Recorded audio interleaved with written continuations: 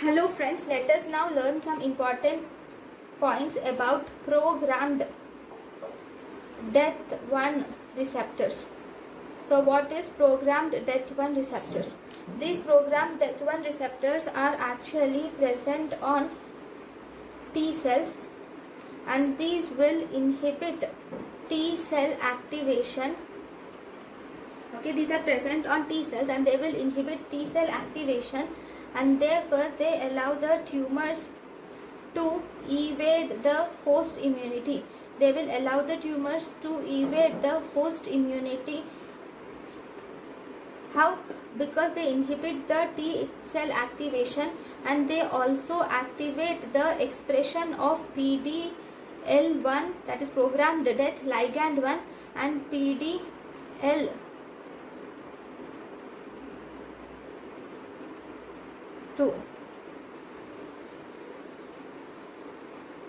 Okay, and thus they will allow the tumors to evade the host immunity. Now this is programmed cell death. Then what are the other factors by which the tumor evades the host immunity? So tumor evades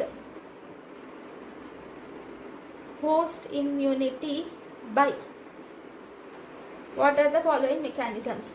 So if you see, one, it is by selective outgrowth. One, it is by selective outgrowth of tumor cells that do not express tumor antigens. Selective outgrowth of tumor cells that do not express tumor antigens, and it also causes reduced or loss of expression of MHC molecule. It causes reduced or loss of expression of MHC molecules.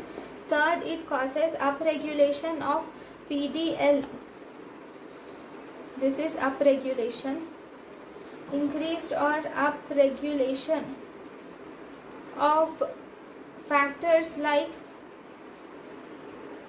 PDL1 and PDL2 occurs. These upregulation of PDL1 and PDL2 will activate the PD1 receptors on T cells, which will inhibit T cell activation. Okay.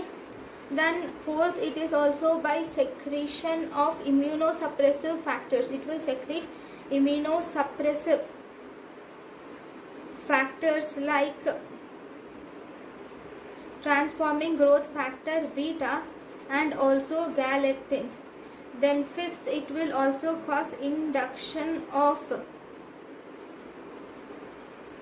immunosuppressive. It will also cause induction of immunosuppressive regulatory T cells,